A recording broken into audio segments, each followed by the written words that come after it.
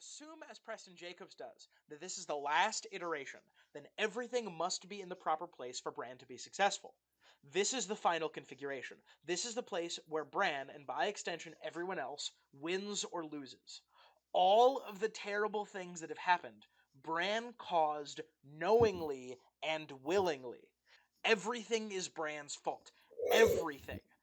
But as I say, if this idea about Bran is true, then basically everything in the world is his fault. He has either induced or allowed functionally everything in the universe. So there you go, Zach. The time traveling part.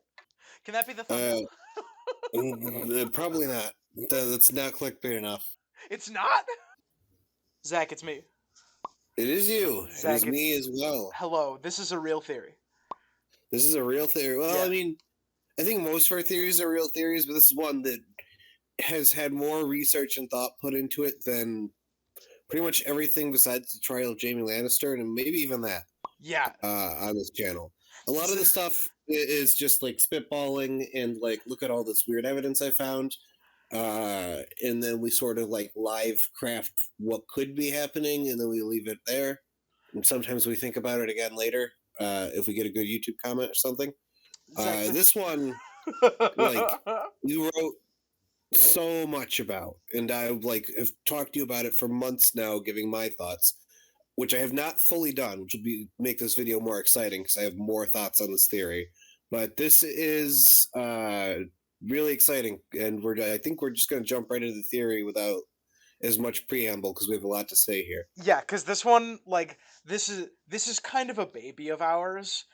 This has been kicking around in my brain like since the first time I started, the first time I watched Preston Jacobs' time traveling Bran theory. This popped into my brain and has been kicking around for like an actual year. Zach, Yeah. this has 6,800 words in it, and I cut about another 2,000. Now, is that like novel length? No, but it's a lot. It's Yeah, about 20 pages.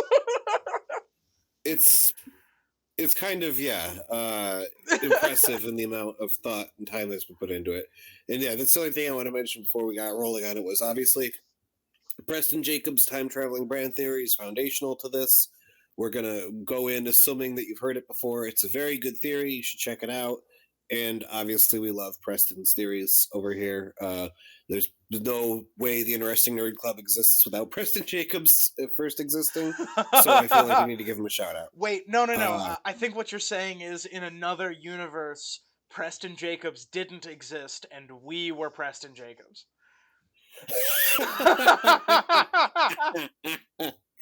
Yes, that's correct. Yes. So, somebody went back, changed things such that Preston Jacobs was so Preston Jacobs didn't exist and we were, but that had to get shifted around. That timeline didn't work out, so this is the one that we have.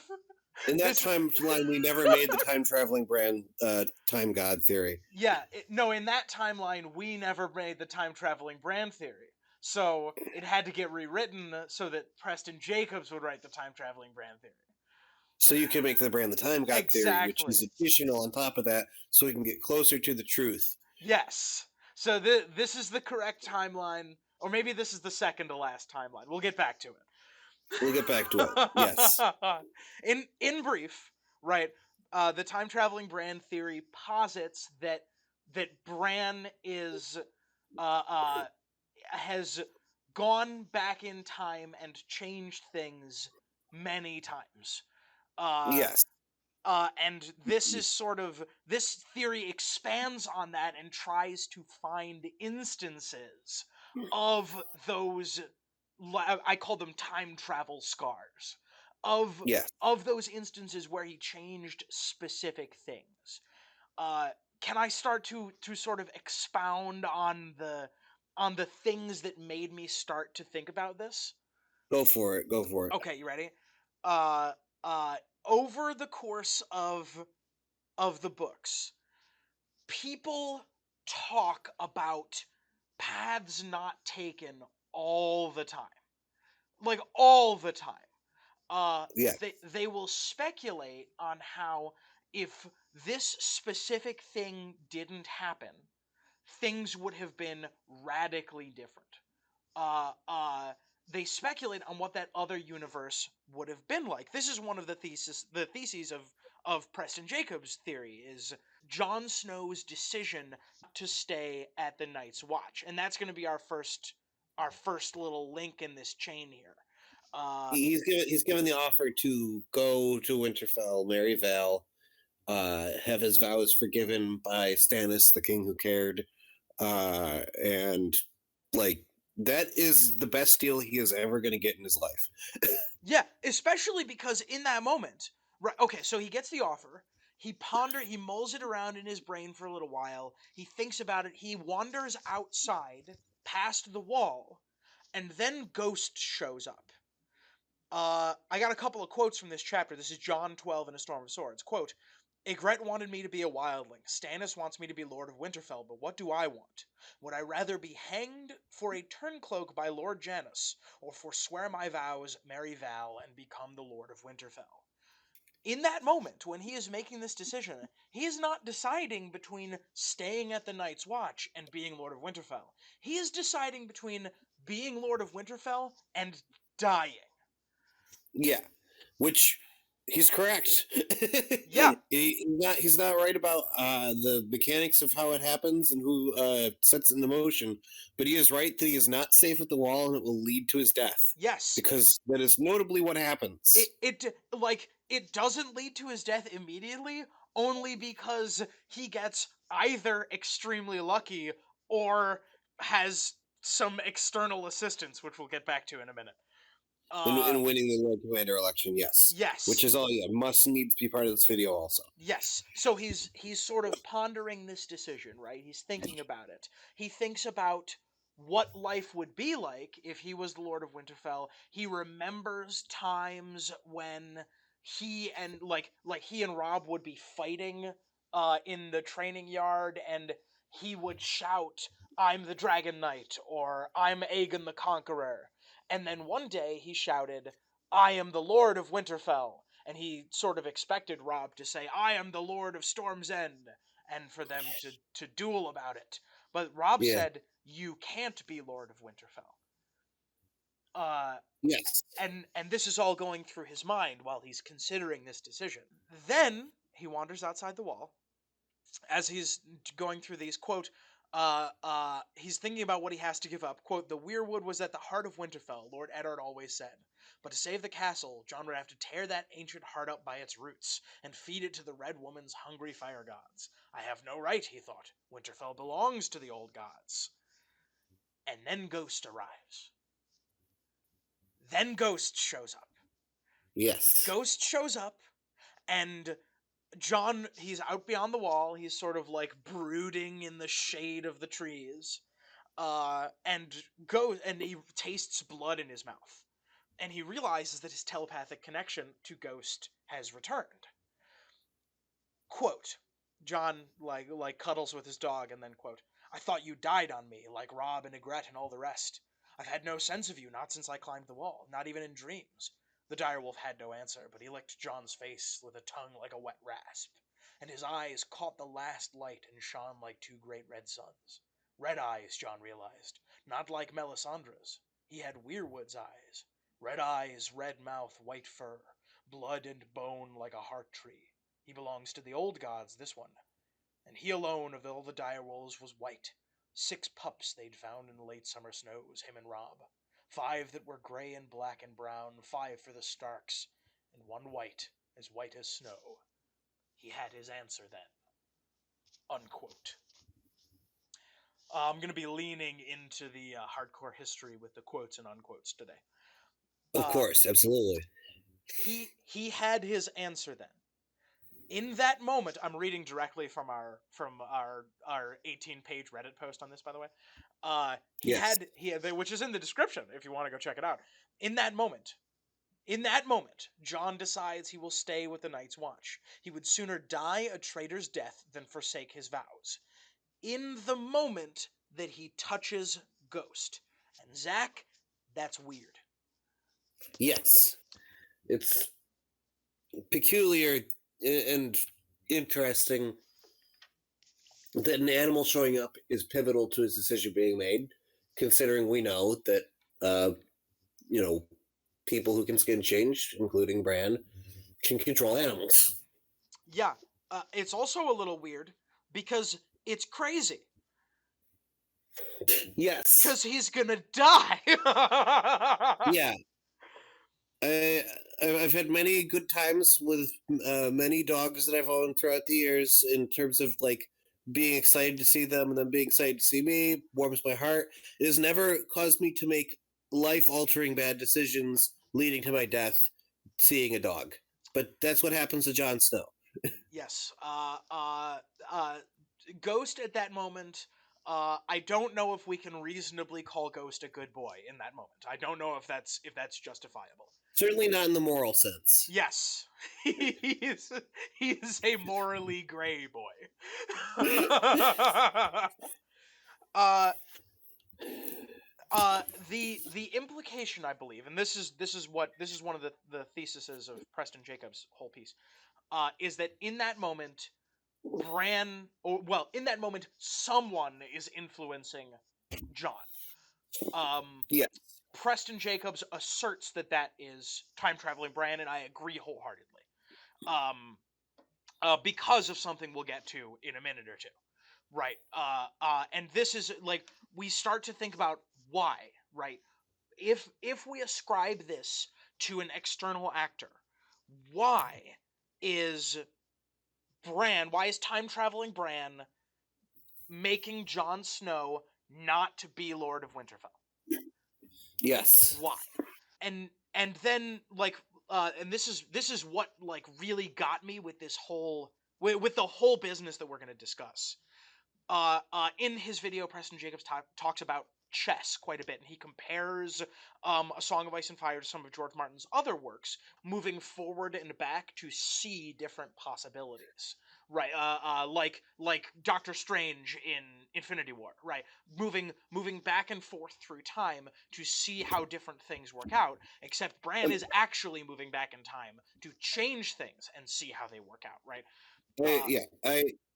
I'm glad you brought this up because in part of coming up with my like additional like headcanon on top of this Oh yeah, theory, you got a good I, other take on this, don't you?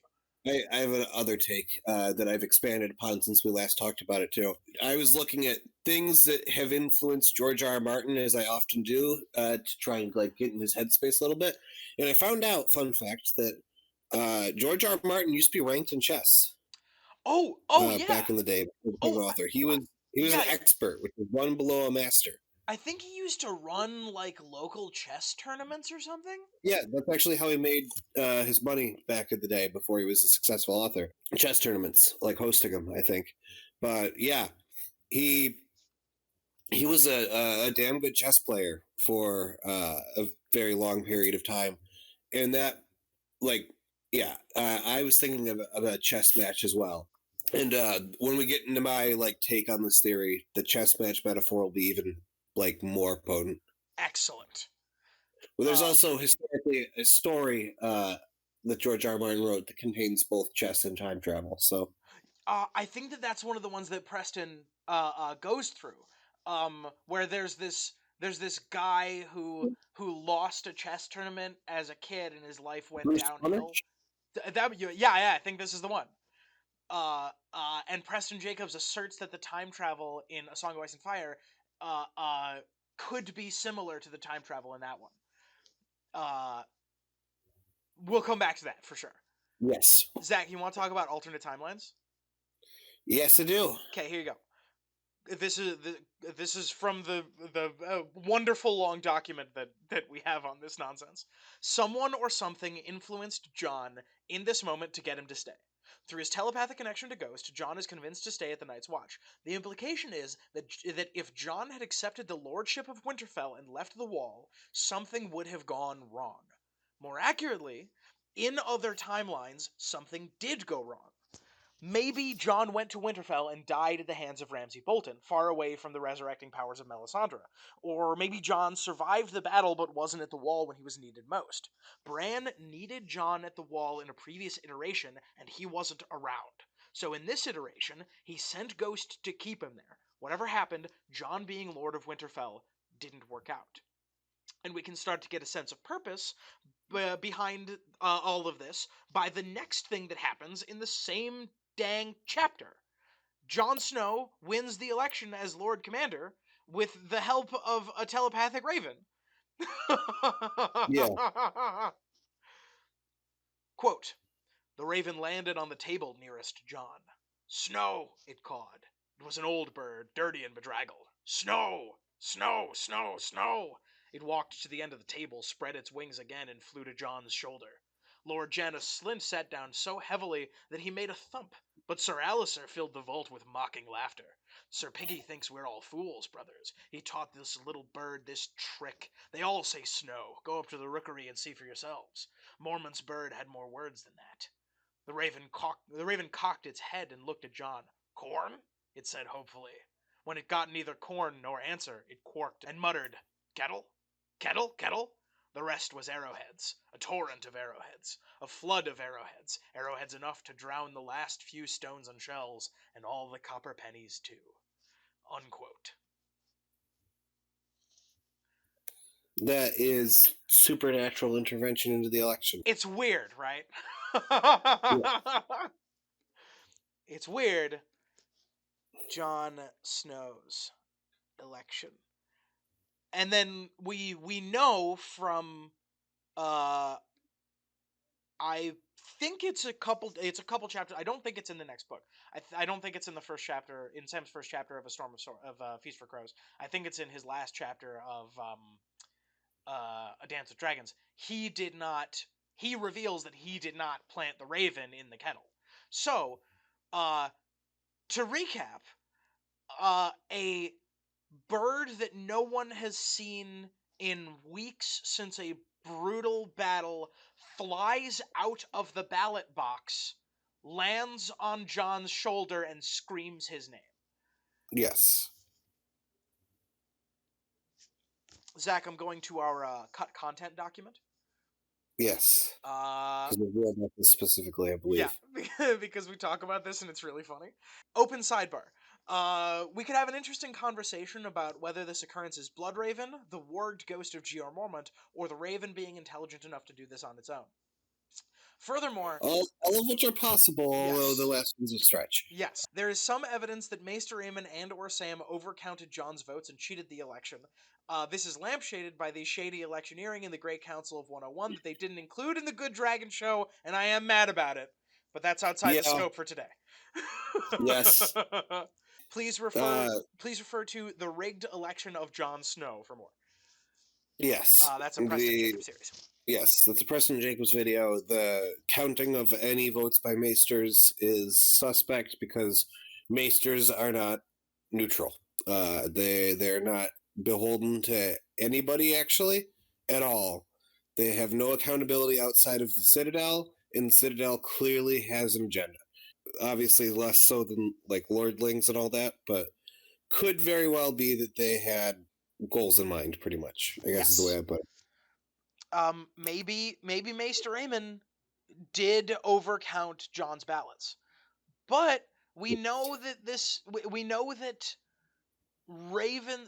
that being around telepathic animals can change a person's mood and decisions. So maybe that raven did just say, sent out a telepathic wave, vote for Jon to everyone in the room. Yes.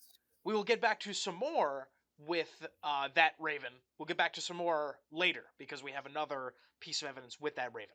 But before we do, we have one more piece of time travel one more piece that we're really confident in that I want to talk about before we move on. Yes. Zach, what is that? What is the only piece of time travel that we know is time travel? Well, it's Hodor. Hodor. This is the only piece that we know for sure is time travel. so long as the Bad Dragon show is correct about it. But George R. R. Martin has commented on it, basically saying that is accurate. The showrunners said this is something they got straight from George. We can assume it's very likely true. I think it's safe to say it's true, unless George pivoted after season 6, which I wouldn't expect from him. Yes. I think it's pretty safe to say that the situation that happened with Hodor is real time travel. And you know what? This is a real video. I'm gonna make this even like kind of serious, right? We're gonna do this. We're gonna change that Hodor to just Hodor. Yeah, that's how serious this video is. Hodor. Hodor. Hodor. Hodor. Hodor. Hodor. We say in our very serious video. All right, you ready? Yes. The cover story is that he was kicked in the head by a horse, but the reality as revealed in the Bad Dragon show is somewhat darker. Bran Stark goes back in time and shows the young stable boy visions of his own death, destroying his mind and allowing him to continue living with a single purpose. In another timeline, Walder would have been different, or more accurately, in another timeline, Walder was different. And I go on to speculate, right? We think Yes. we ponder on what these other timelines might have been. Zach, you want to throw a couple out? What might Hodor have been in another timeline? I mean, he was like big as hell. He could have been a personal guard with some training to Ned Stark. Yeah. To, like hell, just about anybody in Winterfell. He could have been one of Rob's like right hand men and died at the Red Wedding, or maybe died at the Red Wedding so somebody else could live. Maybe he helped somebody else get away by like blocking people for long enough. We don't know. All these things are possible. He could have been a knight of some great renown. I have a quote associated with that. Quote, "You could have been a knight too, I bet," Bran told him. "If the gods hadn't taken your wits, you would have been a great knight." Hodor? Hodor blinked at him with guileless brown eyes, eyes innocent of understanding. And that is from Bran 2 in A Clash of Kings. And that's entirely believable. He would, with him that big, and with him, you know, he's a descendant of Old Dan, right? With that, like Old Dan is a well-respected member of Winterfell who could easily ask the Starks to give her boy the most like elegant and great life he could possibly have, and that would be a knight. Yeah, him as a knight would be like the best life he could possibly get in his situation. I think in the series he's like 19 or 22, something like that. And when Hodor turned 16, Nan could have gone to Ned and been like, "Hey Ned, you remember how I like read stories to you as a kid? Will you please give my great grandson like the nicest armor you can reasonably spare and have him like ride as one of your personal guards?" Like maybe he would have gone to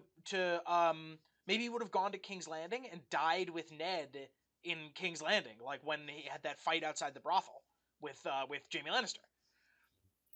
Or maybe he could have saved Ned in that scenario, right? Because he is big. He is described as enormous. I don't know if he's ever compared directly to the Mountain and the Hound, but maybe he could, with some proper training, maybe he could have stood his own against Jaime Lannister. Yeah. That could have been a very interesting situation. But Bran needed him north of the Wall, so Bran changed that timeline. He went back in time, he destroyed Hodor's mind, and created a new timeline where Hodor stays with Bran. These are things that set up a very specific outcome that might not otherwise happen. Like there is no scenario where Hodor just carries Bran around if he is anyone other than Hodor. If he is just, you know, a knight or something like that. They probably have like more or less just a wheelchair for Bran to be pushed around in. Or maybe that he can, you know, push himself with wheels, depending on how they design the contraption. We see like we see somebody else who can't walk. We see Doran Martell later, and Doran Martell does not have his own Hodor.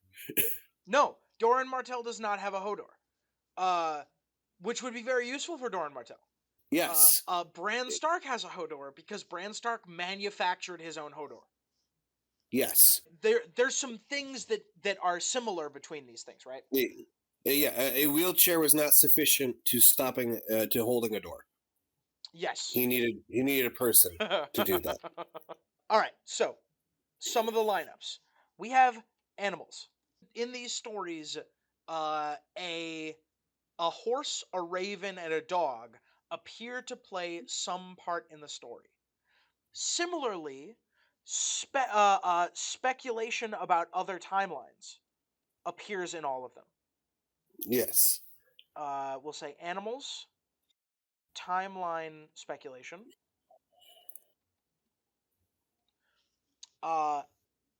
and often regret.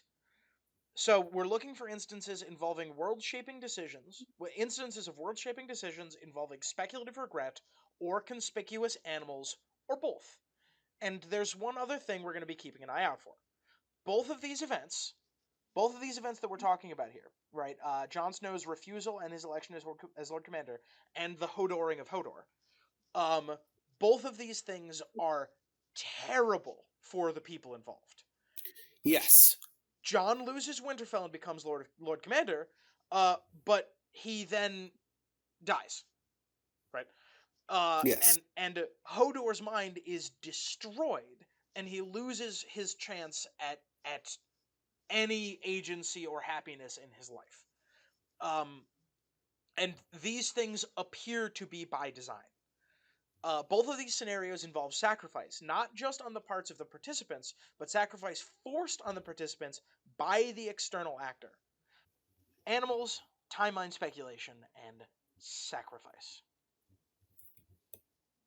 So, using these things as our starting points, we are going to try to find more instances of time travel in the story, right? We're going to try to find more things like these. Come on, you. Come on. Come on. Come on. Yeah. Please. I was wondering how you paused. Please. There we go. That'll do. Drawing lines is hard.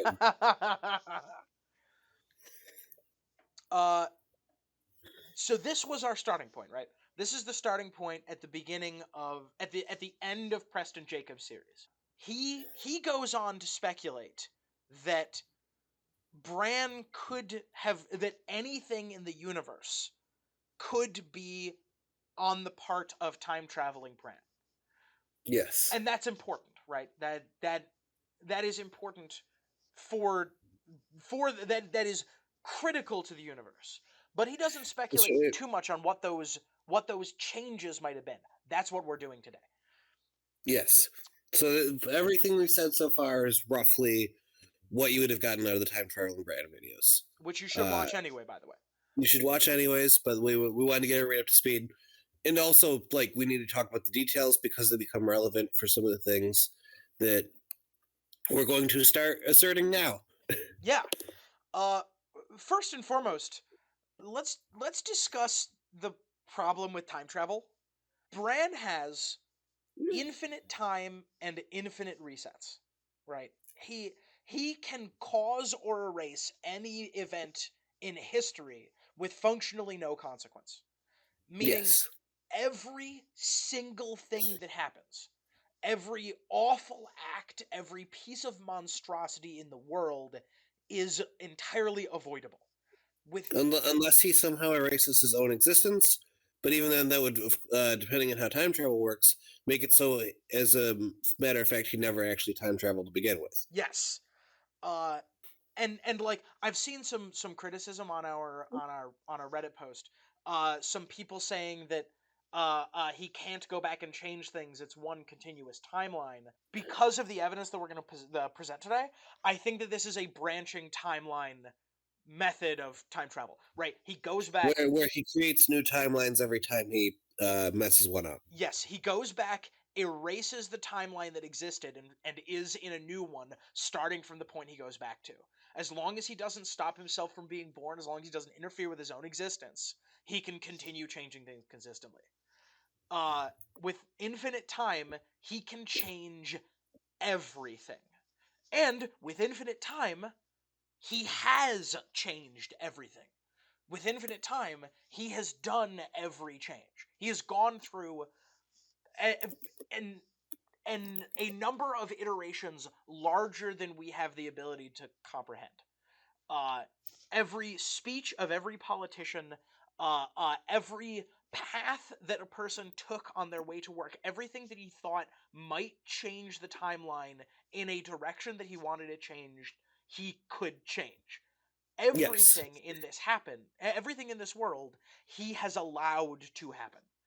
And that's the problem with Because time yeah, if travel. he can go back to do something to change events before he was born, because the Hodor thing happens, I'm pretty sure before he's born, uh, then yeah, he can go back and change fundamentally everything.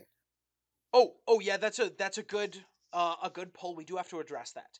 It is unclear at this moment whether the Hodoring of I believe that the timeline is loose enough. You ready for this? I believe the Yeah, timeline is loose enough that the Hodoring of Hodor could have happened while Kat was pregnant with Bran. interesting. Yes, that. So that makes it difficult as to what time scale he's working on, However, because time traveling Bran, a lot of people, and this is something that's definitely in this theory as well, is that he was every Bran Stark through history. yes. That one we can't use as evidence for him time traveling before his birth. What we can use is him talking to Ned through the trees. There's a scene where he is inside a weirwood tree looking out at Ned when Ned had just come home from the war. Uh with John in hand, and he says, let them grow up as brothers, let them be close. And Bran says, "Father, it's me, Bran." And Ned Stark's like head like snaps up, and he like looks around a little bit. He doesn't say anything, so there is enough plausible deniability that it doesn't need to be time travel. But with Hodor being Hodored, it's time travel, right? Like It sure there's looks a lot. yeah, Yeah. it sure looks a lot like time. If it's not time travel, that's a really cheap fake Yes. out. So using that we are asserting that time travel before his birth is possible. Uh, At least to some capacity. We don't yes. know like the scope of what he's able to do. It's Uh, possible that if he pulled too hard on that, it would have undid itself or undid him or something of that sort. But we uh, don't know. We yes. this is all the time travel evidence we have. We don't know, but we're about to go crazy with it. Yes. So strap in, buckle your seatbelts. This is about to get wild. Uh, if we quote, this is from our discussion, right? Quote, if we assume, as Preston Jacobs does, that this is the last iteration, then everything must be in the proper place for Bran to be successful. This is the final configuration. This is the place where Bran, and by extension everyone else, wins or loses. All of the terrible things that have happened, Bran caused knowingly and willingly. He either intentionally incited these terrible events or allowed them to happen intentionally, to get pawns and knights in just the right places for everything that's about to happen to happen. Everything is Bran's fault. Everything. This was one of your additions. It's the infinite trolley problem.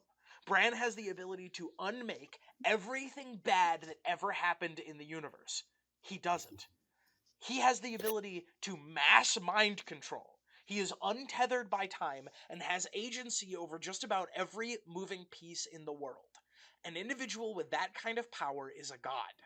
An individual Yeah. who has that kind of power but doesn't use it is a monster. You wanna throw an example in here? I got one.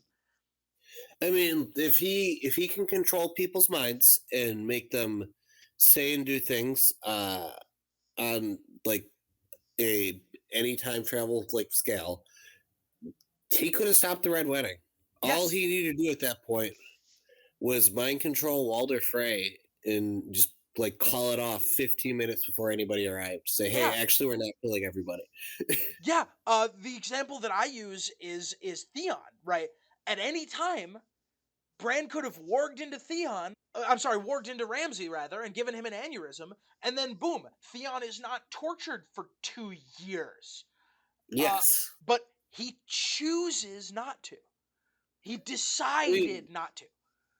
we don't have strong evidence that he can warg like literally every human, but we have strong evidence that he can warg different animals, and at least Hodor, who was just a regular human at that point. Yeah, He was young, we know but we don't he can like whisper to we, people in their dreams. We know he can make people hear him through the weirwood trees.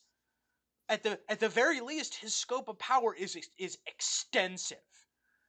so it's possible that he can't do everything. We don't know for sure, but it seems more that we should caution towards his powers being grander than we think, than weaker than we think. Yeah. Until we're given evidence to the contrary. And it should be noted that there are adult humans who appear to be warged in the series already because of Euron's ship to silence, which seems to be a bunch of people that Euron has mind controlled. And the Dusky Woman is also a good example of somebody who very well may be mind controlled, who is just an adult human potentially being controlled by Euron. And Euron, if as long as we assert that Euron is not also Bran, Euron is considerably less experienced than a time traveling Bran. Yes, if he hasn't, well, unless there's a time traveling Euron, but that's a can of worms we can open at the end. That's a can of worms we will open at the end. Yes. So I assert, presumably in the Bad Dragon show, Bran allowed Theon to be tortured because he needed him at the final battle. He allowed these terrible things to happen to suit his goals. And this is the problem with time travel, intentionally causing terrible things in a similar way that Bloodraven does, right? Intentionally doing terrible things for the quote-unquote good of the realm. Yes. Bran is removing the agency of other people and destroying them for the good of the realm. And that may make him a morally gray character, but it does make him like a monster god. He is an eldritch monstrosity in every way that he could possibly be. I got a couple good quotes here for you on him. Go for it. Quote, "And now they are all gone. It was as if some cruel god had reached down with a great hand and swept them all away. The girls to captivity, John to the wall, Robin mother to war, King Robert and father to their graves, and perhaps Uncle Benjen as well." Unquote. That's from Bran 3 in A Clash of Kings. And, quote, "Remember that, Bran. Remember yourself, for the wolf will consume you. When you join, it's not enough to hunt and howl in Summer's skin." It is for me, Bran thought. He liked Summer's skin better than his own. What good is it to be a skin changer if you can't wear the skin you like? That's a scary quote. Yeah. Yes, very much so. Bran is a nightmare. I like this sentence. A god outside of time or morality, wiping pieces off of the game board to try to save three frames in his long night any percent run. Yeah, Peter and Harrison. And I like. I wonder how many hundreds of thousands of percent short the show Bran fell of the book Bran. Because in the book Bran, how many changes we can assert book Bran did that show never talked about? In the show, Bran is like sort of this like sort of a lifeless robot, right? Yes. But in the books, he's hundreds of thousands of years old. If he's been time traveling and resetting that many times, and then watching through the timeline to make sure that everything worked out the way it was supposed to, he could be, yes, hundreds of thousands of years old. Get these ifs and yes and thens and could haves out of here. We're asserting confidently. Well, I don't want somebody in the comments being like, "Wait, how do you know? Wait, how is Brad 100,000 years? Like, we have to like establish the thing that sets him up there. If you believe this theory to be true, if you believe time traveling Bran to be true, and a lot of people do, then Bran has been alive mentally a lot longer than like any of us can count. Yes, and Because the amount of time he can spend influencing time and in other people's bodies and minds is longer than his own physical body has existed. we will return to speculation on how long we think that is near the end. Bran's humanity is gone. The people in the story stop being people. Not when you've ripped them to shreds 100 times, not when you hit 10 million years old, but the first time you kill somebody. The first time you reset, they stop being a person. In the same way that the first time you reset a speedrun, the penguin in the ice level stops being a character and becomes an obstacle. And Bran has not reset his speedrun a handful of times. He's been doing this for a long time. And we'll come back to that too. All right, we're gonna talk a little bit about some other original pieces that we think are time travel scars now. You ready, Zach? Go for it. The scene in A Game of Thrones when Ned has just died, Robb has called his banners. This is, I believe, the last Jon chapter of the first book. Jon runs away from the Night's Watch. Yes. He runs off into the woods, and Sam and Pip and Gren come hunting after him. They don't tell anybody that they've gone, but they come hunting after him. Jon is in the woods and he hides, right? He hides behind some bushes and he ducks real low. Quote, "They all fell silent, listening. Jon found himself holding his breath. Sam, he thought. He hadn't gone to the old bear, but he hadn't gone to bed either. He'd woken the other boys. Damn them all. Come dawn, if they were not in their beds, they'd be named deserters too. What did they think they were doing? The hushed silence seemed to stretch on and on. From where Jon crouched, he could see the legs of their horses through the branches. Finally, Pip spoke up. What did you hear? I don't know, Halder admitted. A sound. I thought it might be a horse, but there's nothing here. So Jon is hiding, right? And then they have decided to move on, and guess who shows up? Who? Is Ghost. Ghost shows up. Ghost. Quote, out of the corner of his eye, Jon glimpsed a pale shape moving through the trees. Leaves rustled and Ghost came bounding out of the shadows so suddenly that Jon's mare started and gave a whinny. There, Halder shouted. I heard it too. Traitor. Jon told the direwolf as he swung up into the saddle. He turned the mare's head to slide off through the trees, but they were on him before he had gone 10 feet. Zach, Ghost shows up at exactly the wrong moment. If that's a coincidence, it's a hell of a coincidence. Yeah, absolutely. Especially because controlling direwolves is one of the like clearly demonstrated skills of Bran. We have many evidence of Bran controlling direwolves. Jon returns to the Night's Watch. Boop boop boop boop boop. Boop boop boop boop. Shoop boop boop. Shoop boop boop. Is this fair? Do we like the direction these arrows are going in?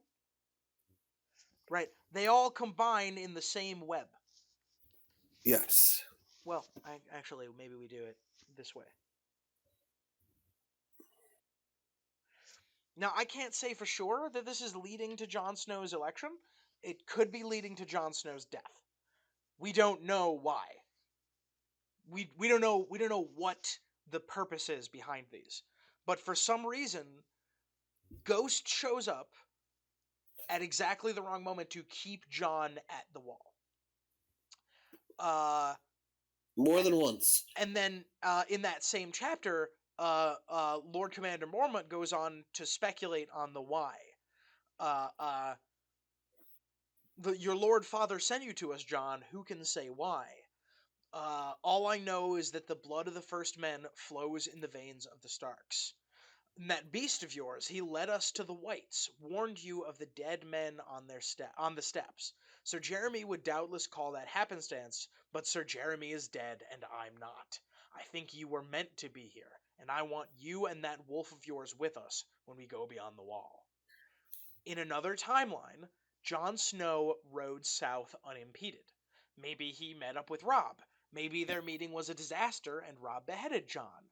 Or maybe Robb legitimized Jon and he ended up leading a host against Winterfell when Theon took it. Or maybe Jon was one of Robb's household knights and he died at the Red Wedding with Jon.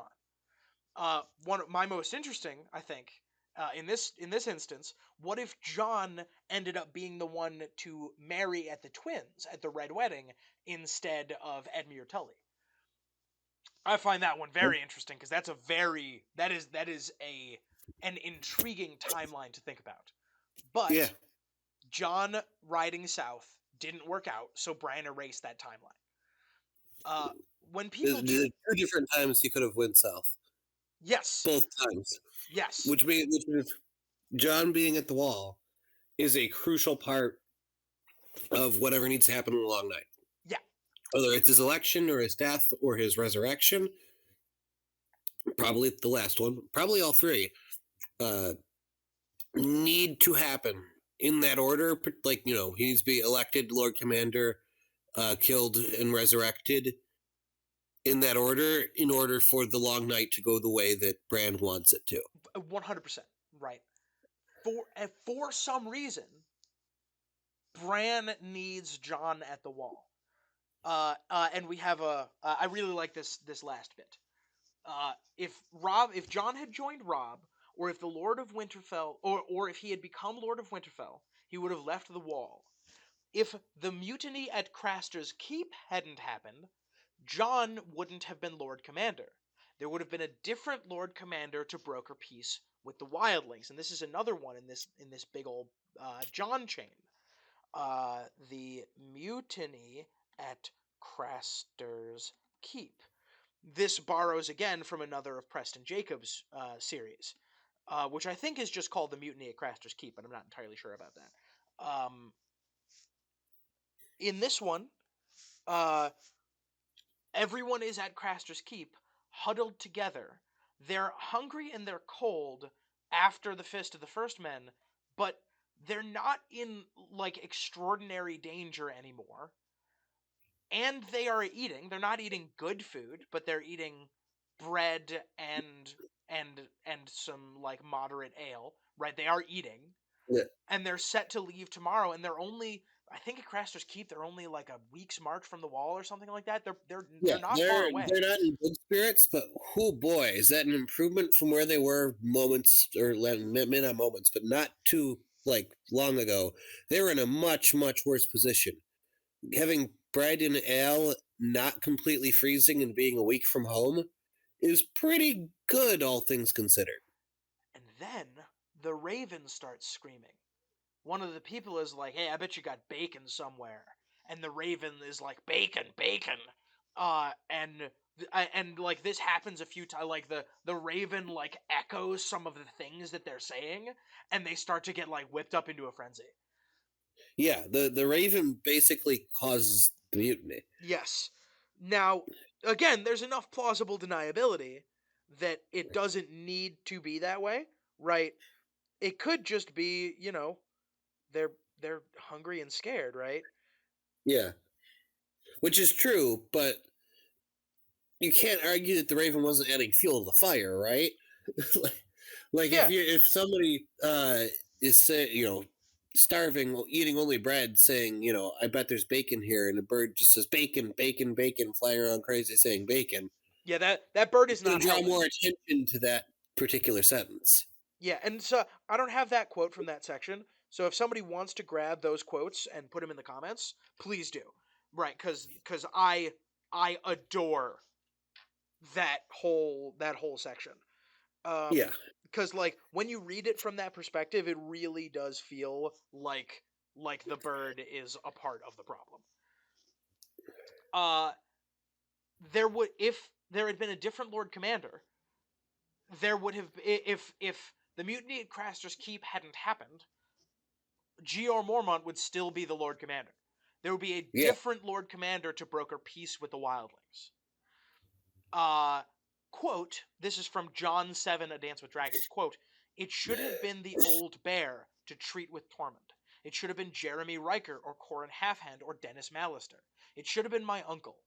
Every choice had its risks. Every choice its consequences. He would play the game to its conclusion.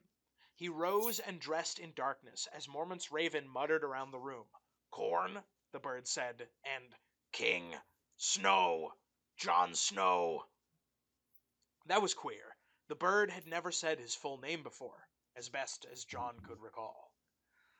And if that quote doesn't exemplify this theory, I don't know what does. Jon is like, man, if things had gone differently, we would be in a different world, and the pieces, like the domino chains would all be different, the chessboard would be different. And then he goes, I will play this game to its conclusion. And then the bird is like, Jon Snow, King, Jon Snow. It's incredible. Yes. I think that this quote, Zach, is lampshading other timelines. In another timeline, Jeor Mormont or Dennis Mallister treated with the wildlings. The old bear sat down with Tormund, and negotiations failed. The skirmishes continued, and the wildlings got trapped north of the wall. The others came down on the wildling host, and they smashed the host against the wall. And then, these are not dead wildlings. These are other reinforcements. This is I think that they number like 70,000 or something, like 60 or 70,000 new troops against the base of the wall. This is one of the arguments that Jon makes for letting the wildlings through the wall. I think in a different timeline, a different Lord Commander let that happen. And Bran had to go back and change that. And that is one of the reasons behind Jon Snow, behind these things making Jon Snow the Lord Commander of the Night's Watch, right? These things had to happen in order for that to go through.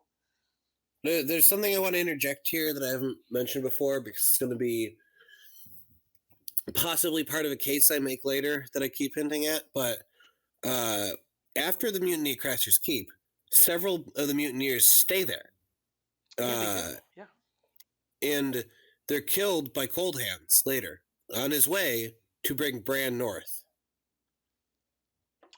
I did not know that. I was looking it up when I was looking at this part. Allo Laphand is the one who kills Jeor Mormont there, and Cold Hands.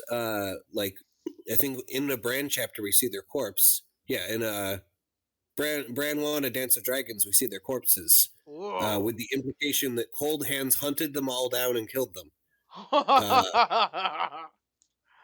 which feels related. Man, it does, doesn't it? How do we sell that? Oh, that's interesting. I have my own theory that works that in. We'll get there. I'm just laying that piece down now. And if you want to see that, you should like and subscribe. All right, now get out of my house, YouTube. You don't need to like and subscribe. It'll be later in this video. But you should do that anyways. Like and subscribe. You can stop watching now. the Zach's perspective. That's all you're here to see. Zach's perspective will be in the next video, and if it's not in that one, it'll be in the one after that. You can just keep this rule in your head. Yes. The next 40 minutes of the video don't happen. Yes. You say 40 minutes as though we're more than halfway through. I got a couple. I say I got a couple. I got a bunch more. You want another one? Yeah. Okay. In the last Cersei chapter in Dance, Cersei stands in the same spot as she had stood during Ned Stark's execution. And she reflects that it wasn't supposed to happen. That none of this would have happened if Joffrey had sent Ned to the wall. This is a long quote from a Cersei chapter. Am I okay to do this? Go for it. Go for it. Okay, ready. Quote. It came to her suddenly that she had stood in this very spot before, on the day Lord Eddard Stark had lost his head. That was not supposed to happen. Joff was supposed to spare his life and send him to the wall. Stark's eldest son would have followed as the Lord of Winterfell. But Sansa would have stayed at court as a hostage. If Joff had done what he was told, Winterfell would never have gone to war, and Father would have dealt with Robert's brothers.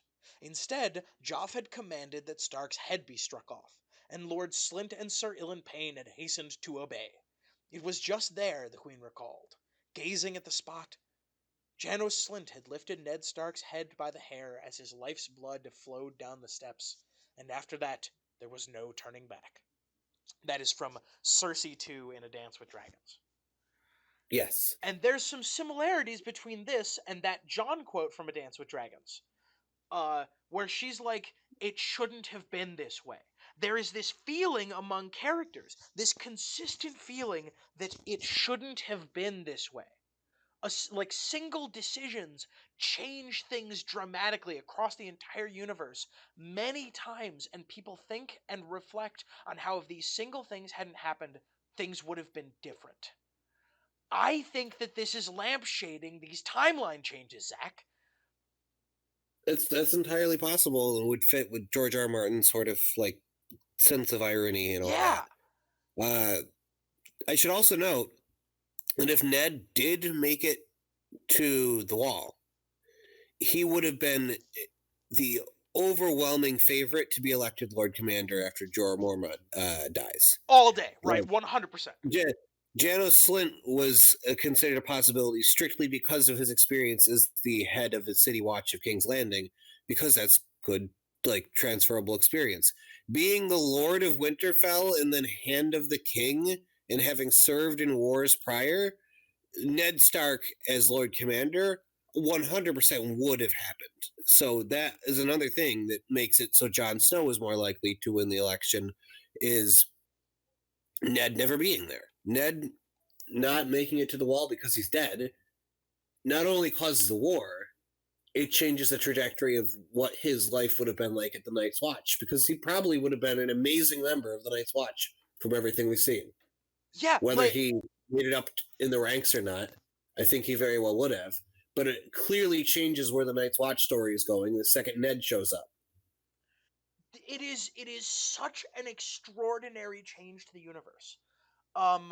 Like, Ned could have found peace and happiness at the wall. All of his family could have lived. They could have survived to the end of the story. And he could have found purpose fighting the others. But and his family could visit him. He wouldn't be that far. Yeah.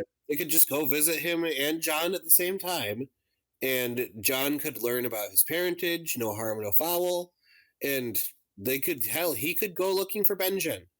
That could be his new purpose in life, even if it wasn't fighting the others. There's other reasons for him to be there narratively that would still be compelling to read and would be compelling to him as a character. There are certainly other things he could focus his life's effort into. And on top of that, like, you're right, he could have visited his family. Like, Benjen comes and visits Winterfell pretty regularly. Yeah. Right? Like, he could have just come and hung out. It would have been fine. Yeah. But instead, in this seemingly random act by an unhinged child, he is killed instead. Yes. And I have drawn a line here from Ned Stark's execution to Jon Snow's election, and that is true. But this also causes another thing. And we'll see more of this a little bit later. This also causes war. Boop. Boop. Boop. This also causes war. The war in the Seven Kingdoms. The War of the Five Kings. Yes.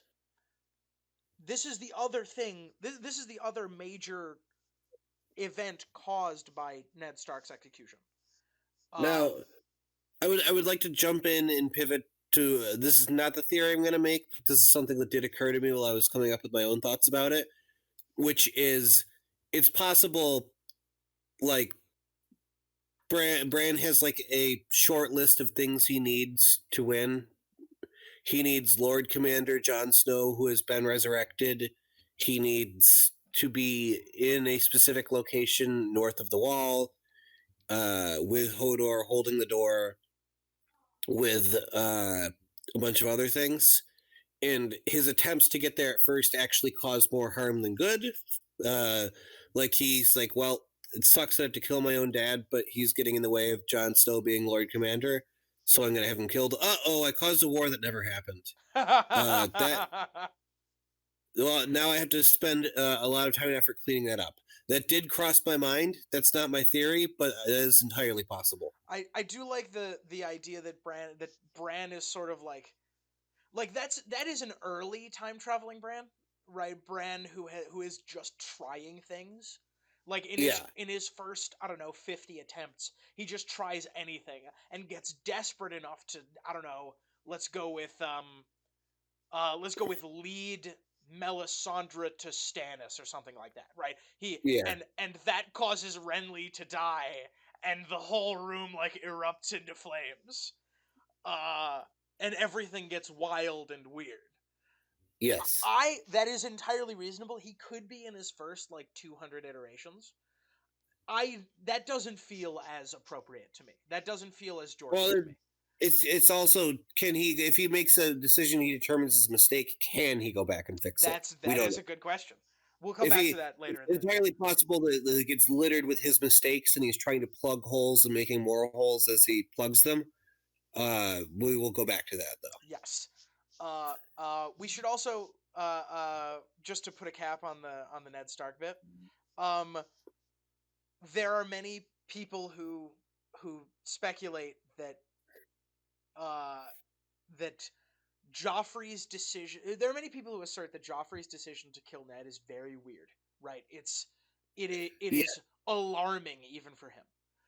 The best explanation we have is that Littlefinger convinced him to do it, which is not without merit. Yeah, but it can be more than one thing. Yes, the assertion here is that in that moment, time traveling Bran influenced Joffrey to kill Ned. Bran Stark killed his own father, and if the sort of iterative time travel we're going to talk about later is true, he has killed his own father many times. But again, we'll come back to that. Yes. Also, if as we saw with Hodor, time travel can have a adverse effect on your brain's functionality. It's possible this actually made Joffrey more insane and dangerous. Yeah. Which is like he was definitely not in a good mental place before all this, but he definitely gets like louder and more frequent with his like horrible decisions later. Yes. So that's entirely possible. Yeah, he was kind of cruel and kind of mean before this event. Like we can pin some like sociopath things out of before that. I think he kills a cat before this. He does, yeah. But like to the point that where he's like, a tyrant has not yet been demonstrated. Although he didn't have a ton of capacity to be a tyrant before that. This is true. It's hard to say. Yep, and that's one of the wonderful things about George Martin's writing is that it's all ambiguous. None of this is clear in any way. Moving on. What is the next one we have? That was Branos.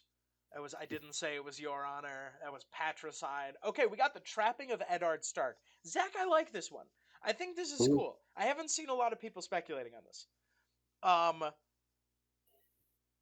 Okay, wait a minute. Hang on. We're actually gonna have to edit our arrows here in a second, but we'll do it at the end. In A Game of Thrones, Tywin Lannister sends Gregor Clegane to wreak havoc in the Riverlands. You may recall this. This is the really good scene in the show when Ned is sitting the Iron Throne, and the one like attendant dumps a bunch of fish Yes. on the foot of the throne. uh, and what does Ned do? What does Ned do about this? Zach? He creates the Brotherhood Without Banners. Basically, sends Beric Dondarrion and a bunch of others to go hunt down Gregor Clegane, which Correct. is the prelude to the eventual War of the Five Kings, because it basically cements that there will be a conflict between the Lannisters and the Starks. It really just depends. It's also like a power struggle over who influences House Baratheon and the Iron Throne the most. And those are going to be the three players that are most consequential to the War of Five Kings. Yes. And I did not realize until the last time I was rereading the third book when I was researching this theory. I did not realize that in this event, the War of the Five Kings was avoidable. This is from the third book.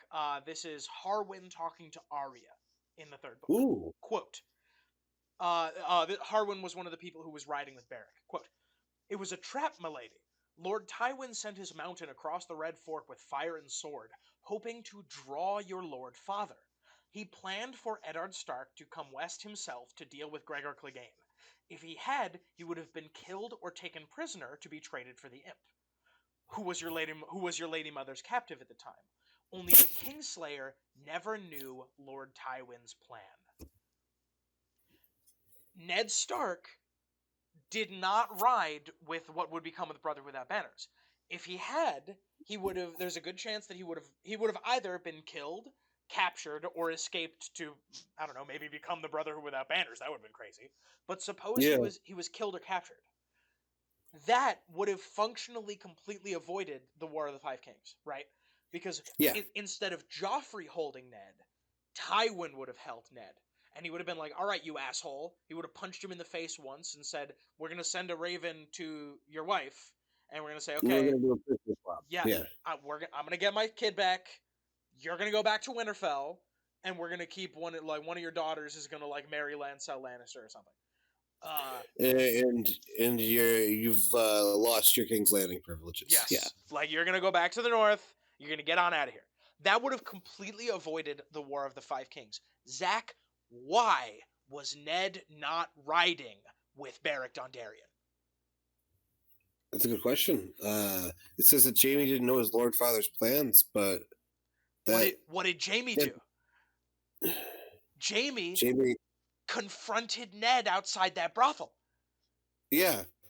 Which resulted... And Ned was too wounded. Yes. Ned could not ride on himself. His leg was freshly broken. Yes. And in the show, his leg is broken. His leg is stabbed. But in the book, Ned's horse bucks and falls on his leg. Ooh, that's an animal. Yes. The War of the Five Kings is almost avoided, but because Jaime Lannister is a hot-headed dick, and because one horse bucked at the wrong moment, the War of the Five Kings becomes suddenly inevitable. So I'm actually gonna Control Z this a little bit. I'm actually gonna put Ned Stark's execution out here. Oh, please, come on. Ned Stark's execution. I'm going to put that over here. I'm going to put it up here. And then we're going to put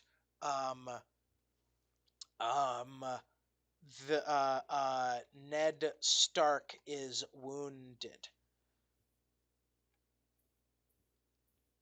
by a horse. Zach, by a horse. By a horse. By a horse. Ned Stark is wounded by a horse. Come on, Tom, you can draw. Does that look fine? No. All right, Zach, riff while I'm trying to draw. It's yeah. In the show, it's a stabbing. It's a horse in the books, and that's peculiar because the horse like freaking out during an attack totally believable. But mm, controlling animals again is something that Bran has been demonstrated to be able to do quite easily, and skin changers in general. We also like. I feel like Varamir is a good hint that we don't talk about enough. Ooh, I got a Uh, Veramir quote in here. You want it? Go for it. Um, this is from the time when Varamir was trying to possess Thistle.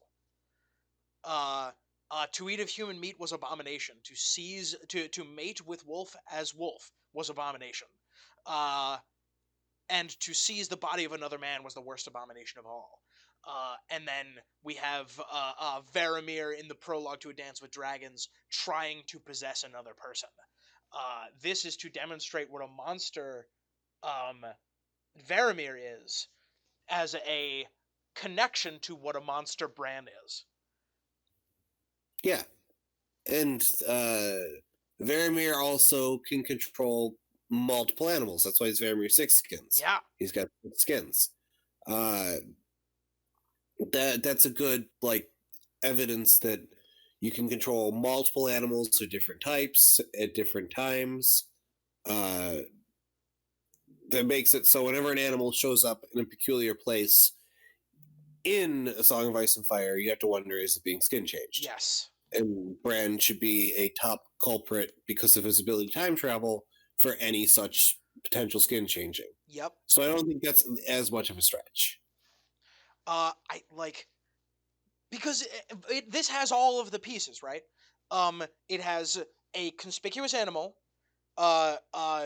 regret, like speculation on how it would have been It different could be by Cersei in her like capstone chapter of the last two books. This is it, her Walk of Atonement. yeah, in Uh, Harwin too. Like multiple people lament the things that led to this war yes, that were very minor and avoidable. yes. If these things hadn't happened exactly this way, there would be peace in the realm.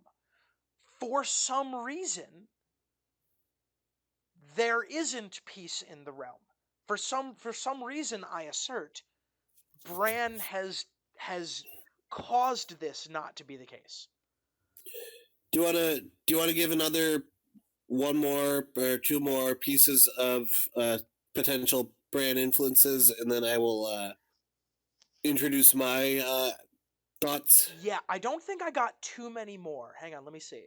We Hit got me, that hit me, one. with, hit me with another good one then. Hit me with one more good potential brand time god shenanigans, and then I'll vamp a little bit. Okay. I got some weird ones here. You ready? Go for Uh, it.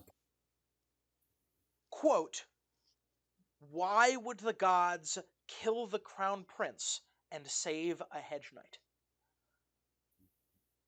Because this references the gods, and in this Yeah. case, the gods is Bran. Uh, Sir Arlen, every day at evenfall, he'd say, "I wonder what the morrow will bring." He never knew, no more than we do. Hold on, I'm gonna change to my dunk voice. He never knew, no more than we do. Well, mightn't it be that some morrow will come when I have need of that foot, when the realm will need that foot even more than a prince's life? My car chewed on that for a long time. The realm has many a hedge knight, as many hedge knights as hedges, and all of them have feet. My car frowned. It may be that the gods have a taste for cruel japes, or perhaps there are no gods. Perhaps none of this had any meaning. I'd ask the High Septon, but the last time I went to him he told me that no man can truly understand the workings of the gods. Perhaps he should try sleeping under a tree. Click, click, click. Sleeping The under a tree. the death, this in context is a reference to Dunk saying, I'm going to take Egg with me, and we're going to sleep under trees, and we're going to sleep in modest Yeah. holdings and under trees and under tents. Yeah. But out of context, this is just like that one Asha quote. In context, it says she looked like the others. Out of context, it says she looked like the others. Out of context, that seems to sound like Bran. Yeah. Sleeping under a tree sounds like a weirwood out of context. And this has, again, some of those pieces, right? This has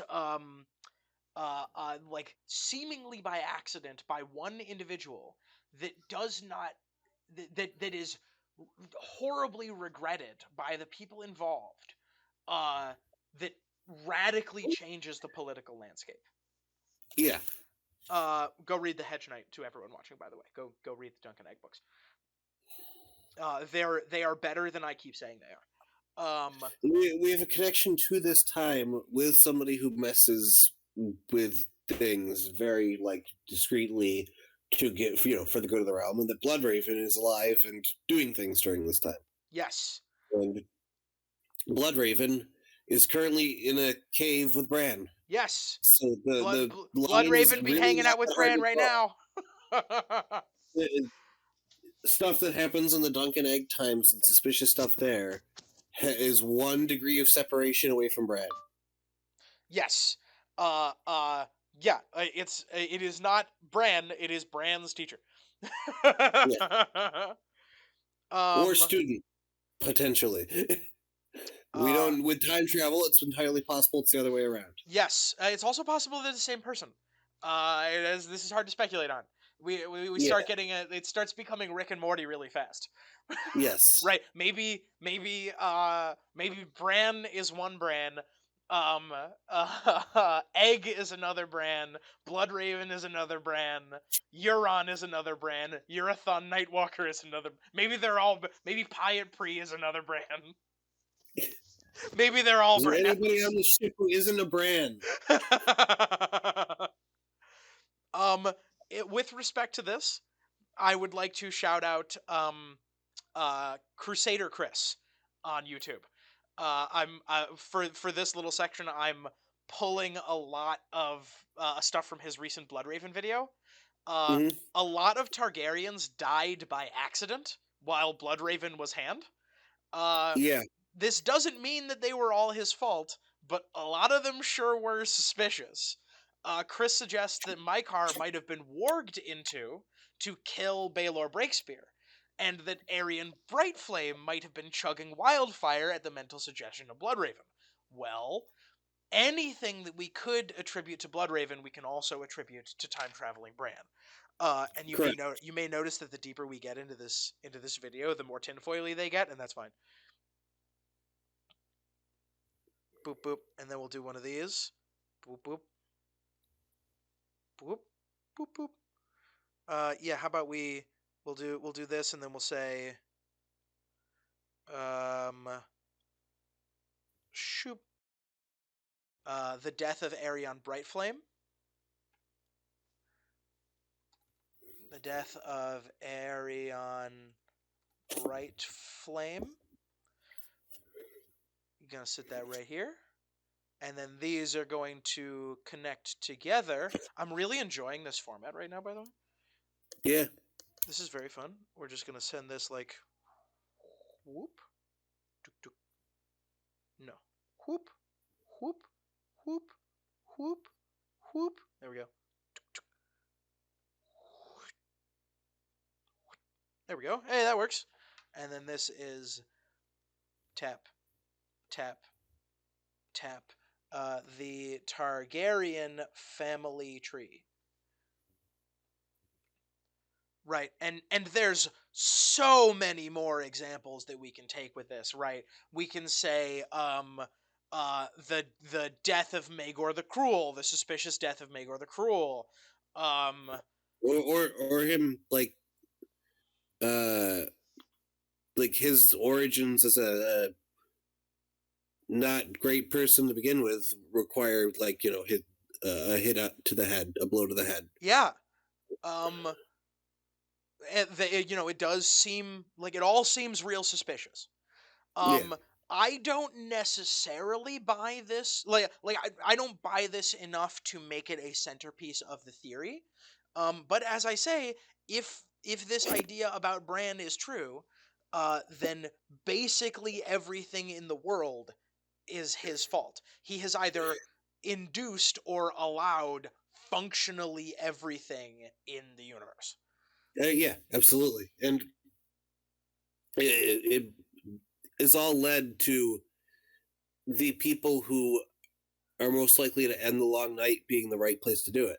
Yeah. We can talk about John and being the Lord Commander, but how many timelines is Daenerys born and able to perform a ritual that brings dragons back in Yeah. any of these other timelines? You sure Because did the answer need is a none. hell of a situation to bring that around. Absolutely. Dany has to be alive. She has to be an Essos. She has to uh, be like married to Khal Drogo. She needs to sacrifice Miriam as Dur and put the eggs in the fire to get to the point where Dany has dragons, a weapon that the show at least seems to imply is crucial in winning the Long Night. The development of the bringing back of dragons is very likely a huge part of what Bran needs to set up as well. And that probably requires him messing with the Targaryen lineage. Yes. God, this is the most fun theory. So, Tom, Yes. is there anything else specifically you want to bring up, or can I pivot? We are actually in the rapid fire section. So why don't you go ahead and pivot, and I'll list a bunch more at the end. Sure. I have. I'm glad you brought up a chess match. I have a theory that I broached when we talk about this called a game for two players, which Yeah. is that Bran is not the only one going back and messing with the timeline. And it's sort of like the temporal Cold Wars thought to be in Star Trek, where one person going back and messing with time means that everybody starts trying to do it. There's also a famous episode of Voyager with the premise of a person keeps going back in time to try and create a universe where his wife is still alive and stuff like that. Oh, Stuff like that. Actually, very specifically, where his wife and children are still alive. is that the Uh, like the scorpion or the water beetle or whatever? it's not the Scorpion. Scorpion's the one where they betray the Borg. I forget what that one's called. It's a two-parter. It's like the season 4 closer and the season 5 opener or something like that. Yes, Yeah, yes. that's a great They episode. find the time ship, and because the Voyager is from so far away, nothing he does to the timeline gets rid of the Voyager being there. So the Voyager could be a permanent thorn in his side as he wipes out entire civilizations from ever having existed, thereby creating new ones only to wipe out those, doing ungodly amounts of mass murder, literally like wiping out everything that ever existed out of any like planet's life, just to try and create a world that's slightly better for him personally, which is very compelling and kind of George R. R. Martin-y Yeah, in it terms sure of like is. tale it's telling. Yeah. So Because can I can I set you up for this spike here? go for it. Go for it. Because you brought up, I think, the best criticism to this theory that I have heard or thought of so far. Why? If we assume, as we do, that Bran is as old as he is, uh, why isn't he done yet? Because I assert that he does not do this he doesn't go back to a certain point, a point of his choosing every time he wants to reset. I assert every time he resets, he goes back to the beginning. He starts a long night cycle over every single time he starts. It's the Futurama joke. I'll just bring it around I gotta again. bring it around again. Uh, Oh yeah, this does create the very humorous image uh, of uh, of Bran like he has to, like a speedrunner, he has to do everything right every time. Nothing's persistent, right? Uh, so he has to make sure that uh Don dies every cycle. He has to make sure that Ned dies every cycle. He has to make sure that Storm's End gets built at the right time every cycle. Like he is Brandon the Builder. He has to make sure that it gets built at Yeah. the right time. And this does conjure the very funny image of Bran like forgetting to build the wall one time and realizing Whoops. like as Nymeria is arriving in Westeros, like they go to send those like 7 kings to the wall, uh and he realizes that he hasn't built the wall. The run has been dead for 7,300 years. Whoops. Nice to set up on that one. We can send Nymeria. Here's everybody. Nymeria, we can just send them to the wall. The what? Ah, shit. Oh, that's funny. Yes. So that's a possibility, but that leads me into why isn't he done yet? Is he creating more problems that he's solving when he goes back in time? Yeah. Does he kill Ned and then thinking that it'll get Jon on the wall quicker? And then he's like, "Uh-oh, I created a war that didn't exist otherwise." But that, I guess you could call that the schmuck Bran, the time traveling schmuck theory. Yes. That is less compelling in George R. R. Martin. It's more realistic. It's more realistic that somebody with time travel would not think of all the unintended consequences of their actions. And George R. R. Martin does talk about unintended consequences and stuff like that. That's one of his critiques of Tolkien. He loves The Lord of the Rings, but one of his critiques is that good people become good leaders who make good decisions that have good outcomes is too optimistic. Sometimes people who are good people make bad leaders, or sometimes good people are good leaders, but good leaders make tough decisions that have unintended consequences they could have never predicted, which aren't always good, or at least not always good for everybody. And it's a lot more morally gray. So maybe that's where he's going, and it's time traveling schmuck. But I have a different theory. What if there's somebody else out there? What if he's not the only one messing with the timeline, and that's why it's taking him so long? Every time he goes back, somebody else goes back and changes something else. Yeah. And this war has been happening possibly infinitely between Bran and some other dark, mysterious figure. And then, of course, the question you had for me, which was the biggest criticism of my theory, was, okay, well, who? Wait, no, surely. Surely you don't have a who. I have a who. Oh, is it the Omniwalder? No. Hang on, it's not can I guess? Go for it. Okay, hang on. Oh, is it Euron? No. Is it the Warlocks of Karth? No. Is it Marwyn the Mage? No. Can I tell you the piece that gave me this? Yes, please do.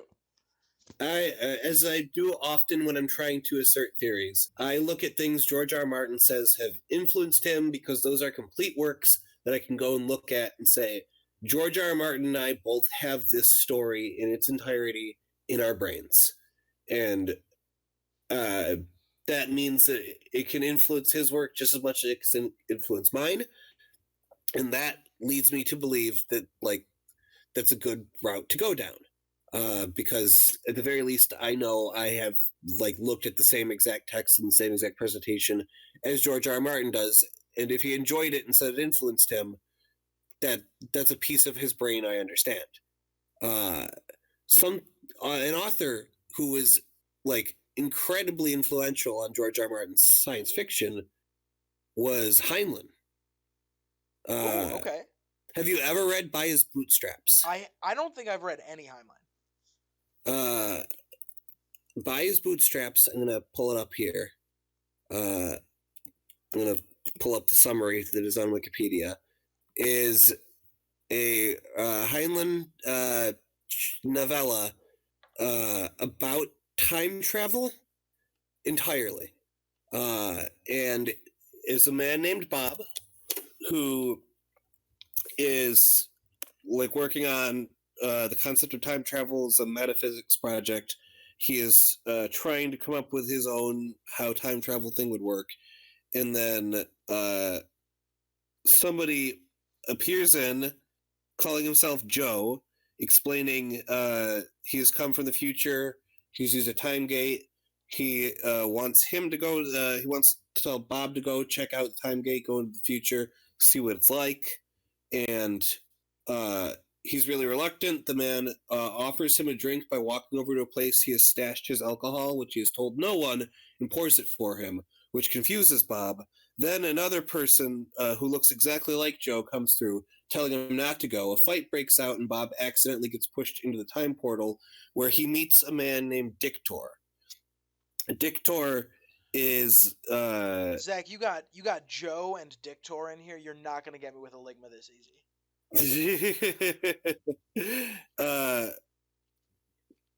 Okay, I am compelled. Please continue. he is 30,000 years in the future.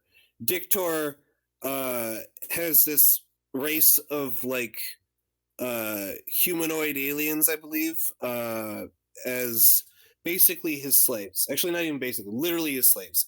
He has become like this like dictator king of this group of people, and it kind of skeeves Bob out from my memory of it. I'm also reading through the plot summary, Okay. and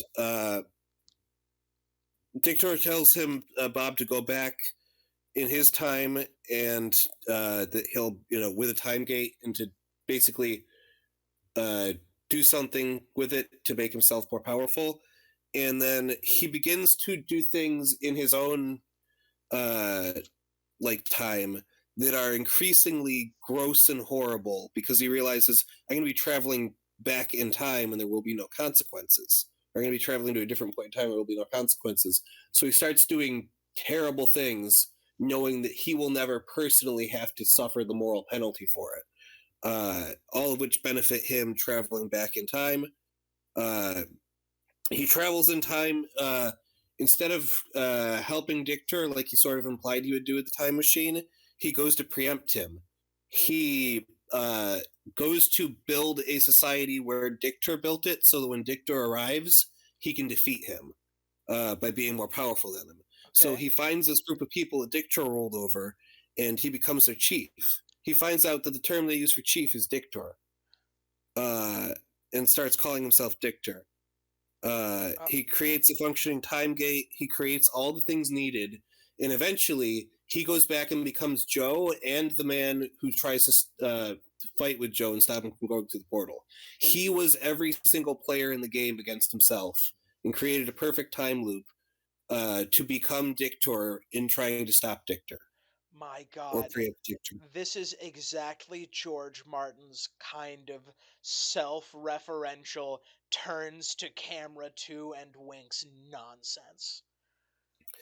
The other player in the game of Bran against Bran is an older Bran who disagrees with him.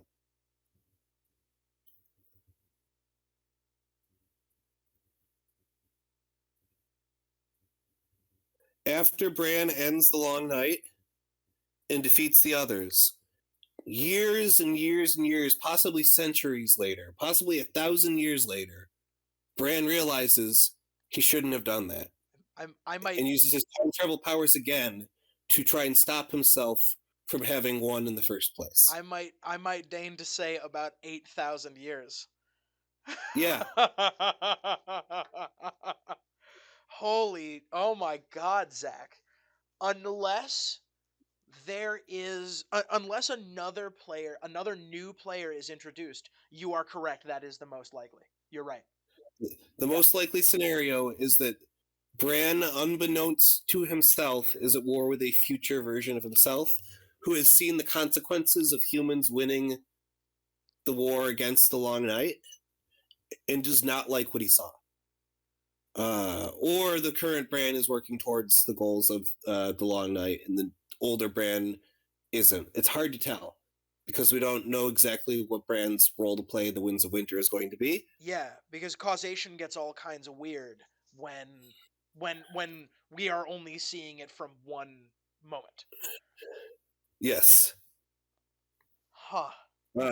Yeah, so that becomes tough to say, but I feel like that's the most likely outcome unless somebody is demonstrated to have similar powers to Bran and is using them actively and is set up as such as the person he is competing against.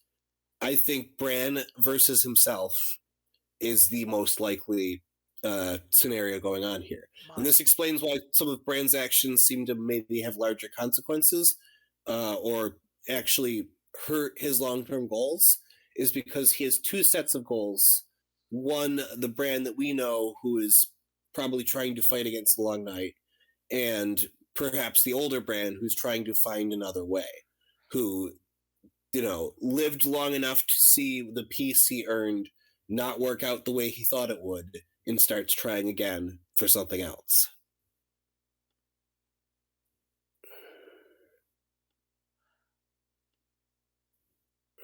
In Star Trek The Next Generation, in the you know what? I'm actually going to look up which chapter it is. Which episode it is, so that I have this correct. Hold on. Cole Rami, Star Trek. What is that? What is that one? What is the name of that episode? I would love to know the name of that episode. Peak Performance is the name of this episode. This is a season 2 episode. This is the one where half of the crew, like Riker, Worf, and Wesley and Geordi, take a different ship, and they engage in like this combat training exercise against the Enterprise. Yeah.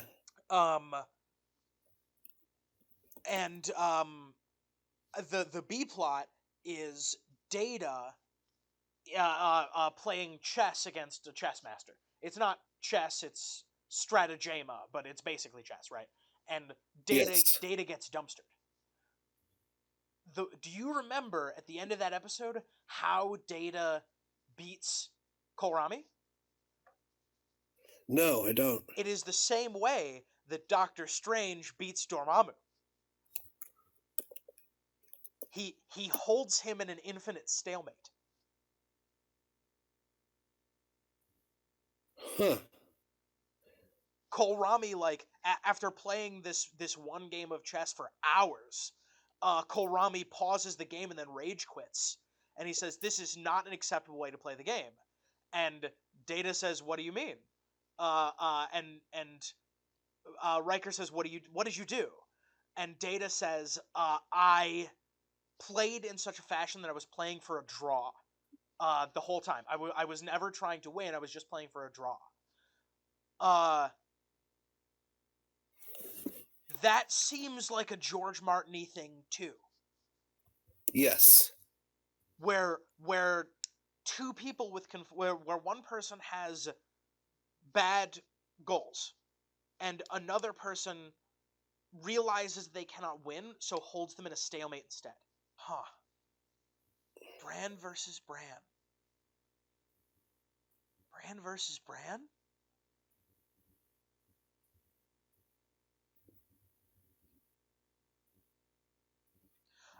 Bran versus Bran. I love it. I think it's fantastic. I kind of hate it, but I love it. It's the most compelling narrative I think you can fish out of this. Yeah, because the alternative is that there is a great other that we just haven't met yet. Yes. Which would be fine, right? That would be totally fine and totally compelling. Euron is a servant of the great other, right? That could be fine. Zero problems with that at all. But you're right, there could be one more twist. Where it is Bran on the other side of the chessboard, too. Yeah.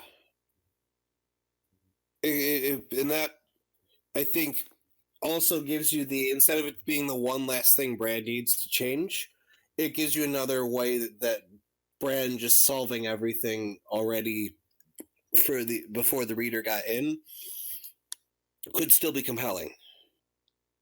Interesting. It's compelling for a different reason. It's compelling because it's like, did he make the right decision? Well, future Bran sure doesn't think so. Has future Bran become evil, or is future Bran know things that we don't know? Jesus. There's hundreds or thousands of years of difference, right? How do we know? How do we know that future Bran has our best interests in heart? We don't. We know that current Bran has good intentions, but this is the ultimate George R. R. Martin thing, right? Is future Bran doing things that seem evil to us because he's working on better knowledge, or is he just evil? Yes. Or is he misguided? Is there going to be a third Bran even farther away who's like, that Bran was way off beat? Jeez, like the first Bran was wrong too, but like I think I've referenced this as a Family Guy bit before, where what Brian Family and Guy bit? Brian and Stewie go back in time and they go to change something, but then another Brian and Stewie pop into existence and say, "No, no, no, don't do that. If you do that, bad things happen." And then another Brian and Stewie pop up and say to the people, to the Brian and Stewie who just showed up, "No, no, no. What they do turns out fine. You stopping them is what causes all the problems." And then another Brian and Stewie show up and say, "No, no, no, no, no. You stopping them from stopping them is what causes the problems." And this carries on into infinity. That's by his bootstraps. uh, yeah, Zach, I got a couple of more like rapid fire time travel scars here. You want some? go for it. Also, I think the Star Trek episode I was referencing was Year of Hell. Oh, of course it is. I love Year of Hell. It's really good. Yes. Okay, I got just a couple more. We're gonna rattle them off quick. Mira and Jojen coming to Winterfell. This is facilitated by Jojen's dreams. And these things appear to coalesce in Bran goes north of the wall. Right. This appears to be the purpose both of Jojen's green dreams and of Hodor's being Hodor. Yes. Boop. Shoop, boop, boop. Whoop. Boop, boop, boop, boop. I'm finding this very aesthetically pleasing. So I'm gonna keep like making it pretty. Boop, boop. There we go. Yeah, that's fine. Let's see what else we got. I have. You ready for some weird ones? How about Daenerys the Dreamer? We know that Bran communicates through dreams. Yeah. Right. These are things we know he does. This appears to also, like in a sort of a roundabout way, be making the right Targaryens in the right places at the same time. Yeah. Whoop, whoop. I didn't check. I'm sure that Daenerys the Dreamer is like some external force gave her those dreams. I'm sure that that's not original. What else do we have here? We have forcing Aerys to kill Brandon and Rickard. That also appears to facilitate war. We have the Defiance at Duskendale. Barristan thinks about how things might have gone differently if he hadn't rescued Aerys from Duskendale. The entire war might have been avoided, and at the very least, the burning of Rickard and Brandon Stark. Rhaegar might have been the throne, and there might have been peace. Quote, this is another one with that kind of speculative regret. Quote, if he had not gone into Duskendale to rescue Aerys from Lord Darkland's dungeons, the king might well have died there as Tywin Lannister sacked the town. Then Prince Rhaegar would have ascended the Iron Throne, mayhaps to heal the realm. Duskendale had been his finest hour, yet the memory tasted bitter on his tongue. This is right. It feels so good. It feels so connected. It's another instance where one person made all the difference, and the person not making the difference makes a timeline that's not recognizable to us. Yes. I got more, and I'll filter these in while you're riffing on these. We have we have Abora High, of course. Yeah, the boar. Robert Baratheon is killed by a pig. That's crazy. Yeah. That's insane, right? That is truly wild that Robert Baratheon is killed by a pig. at the most significant moment of his kingship. Yes. In a plan that should not have worked. Like, just get him drunk and hope an animal kills him is one of the worst assassination plots ever. The death of... And it works somehow. Yeah, because remember, she did not poison him. No. She got him drunk, which is what he does anyway. Yeah. Robert Baratheon is probably the worst person to try and come up with a hope he does something while he's drunk and it kills him plot. Because he has already overcome the handicap of being drunk by being drunk all the time anyways. Honestly, there's an argument that Robert Baratheon would have had a harder time killing the boar sober. Yeah. It's crazy that it worked. Yeah. Yes. Okay, so, yep, the Defiance of Duskendale, and then War in the Seven Kingdoms. This is another of these related consequences, right? These all appear to cause war. Because if there hadn't been, if Ned Stark hadn't died, Ned Stark might have gone to the wall, and then he would have called Robb and been like, hey, Robb, I need you to go to King's Landing and explain very politely to Cersei that no, this is actually a problem. Like, Cersei does not like me, but she sure does respect me, and she will know that I'm not bullshitting. There might have been lead time. If war had been avoided, there might have been lead time for the White Walkers. But there isn't. And it sure seems to be intentional. Yeah, 100%. Boop, boop.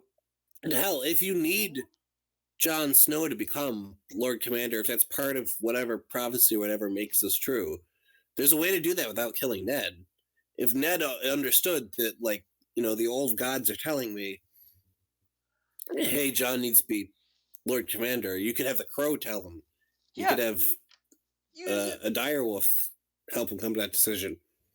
I mean, it seems like sabotage at a certain point. Right, you can break active sabotage toward, like, unless the war is won specifically by having fewer troops who are less prepared, it seems like sabotage. And I can't imagine a scenario where actually you need to have the least prepared, most threadbare army possible to defeat the others. It seems like you'd be like, this is I think when we were talking about this, I talked about not just like how small the force is that has to fight this, but how ill-equipped they are also. Because you'd think if the goal was to defeat the others, he would have given them all the access to dragons and dragon glass and dragon steel as possible, and we have a Valyrian steel sword at the wall and some dragon glass. You think that if Bran has been doing this for 8,000 years, there'd be fucking machine guns that fire dragon glass. Yeah. You think there'd be like tanks made of dragon steel. and he's got all the time in the world to prepare for this. You think he would either try to progress technology or at least stockpile weapons and also try and get the best trained soldiers to the wall. And sabotage. My response to this was, we don't know what's in the Crypts of Winter. Maybe in each of the, maybe Rhaegar's harp is not in those tombs. Maybe there are just like each tomb has like 50 fully automatic rifles that fire dragon glass bullets. Maybe that's what's in the Crypts of Winter. They'll go full resistance and fight back with Mosins. Let's go! That is a different theory, but it's not one that I don't like. It's that's a more memey theory, but yeah, like that's the question. The world has been basically like the world that George R. R. Martin has made, Westeros, is a world where technology does not progress, where massive wars come up and kill people all the time, where there are generational plagues that are horrifying and wipe out a lot of people as well, and that has led to a stagnant world and also one where the Night's Watch is oft forgotten. The Fire and Blood makes a point of how unusual it was that Jaehaerys and his wife visited and respected the Night's Watch and donated to them. That's so weird that they did that. It's In so weird. comparison to every other Targaryen ruler who treated it as a place to dump prisoners. And that honestly is partially because they did some damage by dumping too many prisoners there at once and caused some real difficulties for the Northern Lords and the Wall. Oh my God! Wait, this is crazy. You ready for this? I'm gonna need to find where it is. I think that this is a Y episode that I have ready, but this is a very appropriate time to talk about it. Hang Go on. for it. No.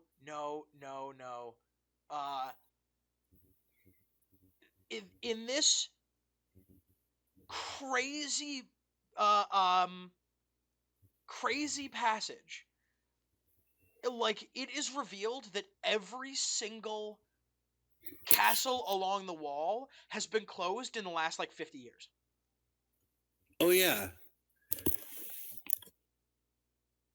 Which is insane, right? Like, they had such precipitous drop that they've all closed in 50 years. Pardon me. In the last, like, 40 or 50 years. They were all blockbusters. Right.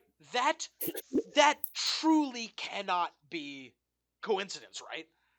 No, like that's so strange. That, like, they're not a business. It's not like I joked, they're all blockbusters just a second ago, but like they don't have to turn a profit to stay open. They need to stand. Yeah. They're military outpost. There's an entire group of people who maintain the wall. What, like, other than like a extreme dearth in people joining, would cause in 50 years all of those from going from functional to completely useless in such a short time period without somebody doing something about it, right? Like, you feel like, oh gosh, like, most of our castles are going to get to the point where they're unusable. Let's save 3 of them. Let's save 5 of them. Let's save some of them. Yeah, you're telling me that and it's unclear exactly how this decline went, but you're telling me Alysanne lived like 200 years ago, right? All of the castles on the wall were open when Alysanne was there.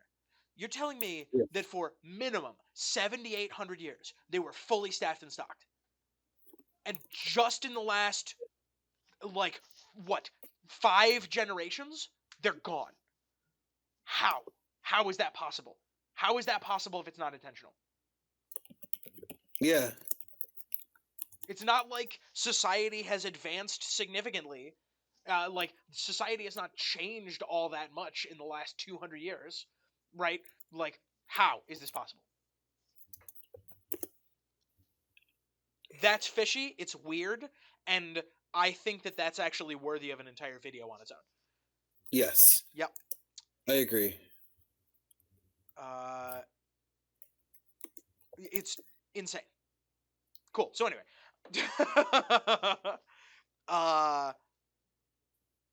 I have some more fun stuff in this thing.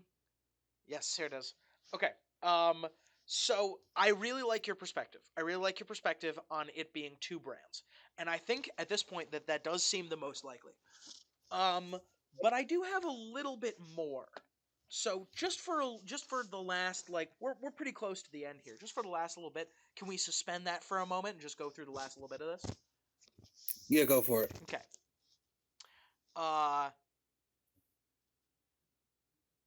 Yep, goes back. Yes. So, this is from the conclusion of our piece on Reddit. Preston Jacobs believes that the moment that Bran flashes back in time is when he's climbing out of the cave. He slips back when that falls in that moment.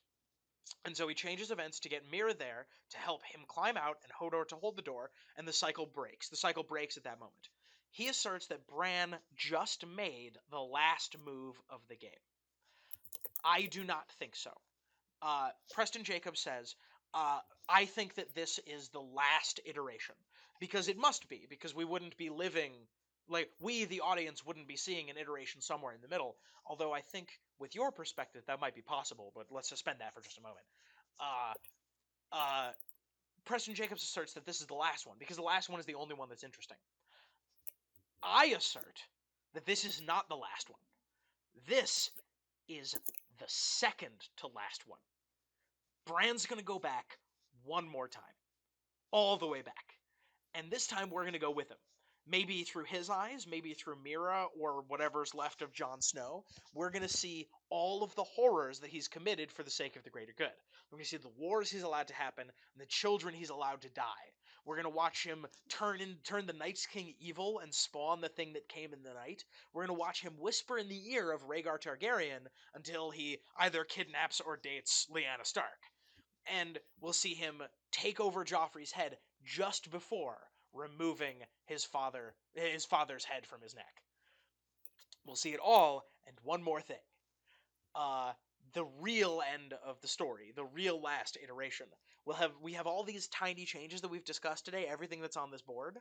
And they're like, we have this like giant city-sized dang chess match, where all of these little things sum to almost a victory. This is the last configuration. We're watching the end of a chess game, and this is the last move. We have one more change for Bran to find for Bran to find checkmate. Zach, I give you the final piece of this theory, the strange black dog, and I would like to thank you because you put me onto this. Through the Joffrey has rabies theory. through the rabies theory. It did lead to better research down the road. Oh, it's so good. I'm going to read this whole quote, Zach, okay? Go for it. Quote. When he heard Cersei scream, he knew it was over. I should leave. Now. Instead, he waddled toward her. His sister sat in a puddle of wine, cradling her son's body. Her gown was torn and stained, her face white as chalk. A thin black dog crept up beside her, sniffing at Joffrey's corpse. The boy is gone, Cersei, Lord Tywin said. He put his gloved hand on his daughter's shoulder as one of his guardsmen shooed the dog away. Unhand him now, let him go. She did not hear him. It took 2 Kingsguard to pry loose her fingers, so the body of King Joffrey Baratheon could slide limp and lifeless to the floor. The High Septon knelt beside him. Father above, judge our good King Joffrey justly. Marjorie Tyrell began to sob, and Tyrion heard her mother, Lady Allery, saying, He choked, sweetling. He choked on a pie. It was not to do with you. He choked, we all saw. He did not choke. Cersei's voice was sharp as Sir Ilyn's sword. My son was poisoned. She looked to the white knights standing helplessly around her. Kingsguard, do your duty. My lady, Sir Loras Tyrell said, uncertain. Arrest my brother. He did this, the dwarf, him and his little wife. They killed my son, your king. Take them both. Unquote. That's truly insane. This is a wild accusation for her to say seconds after Joffrey's death.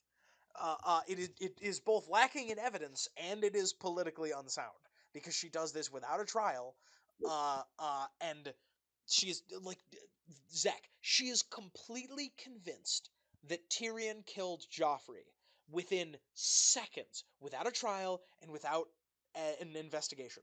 Tyrion is innocent, and this gives the actual killers an excuse to get away.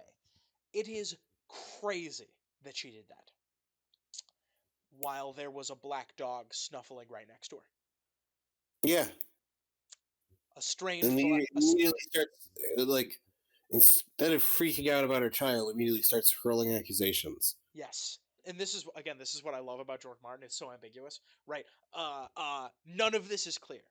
Is it within Cersei's, like, realm of character to suddenly accuse someone of murder? Yeah, that's something that Cersei would do.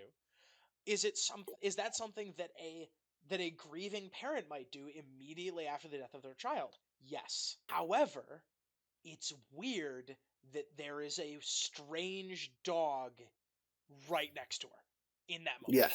Right in the same way as Jon Snow suddenly makes a decision immediately after touching a dog.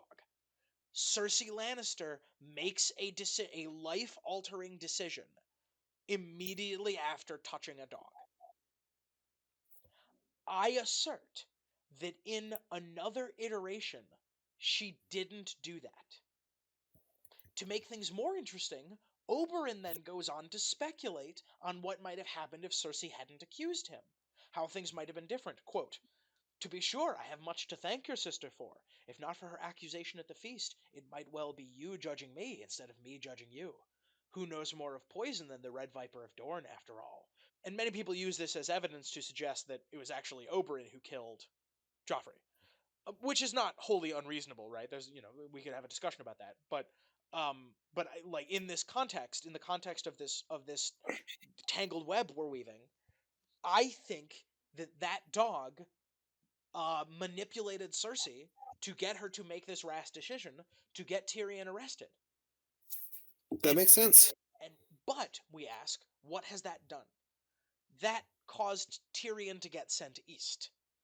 It also leads directly to Tywin's death, which potentially you could argue he was already poisoned, so maybe it stops there from being a mystery as to who poisoned Tywin that leads to a Martell Lannister standoff.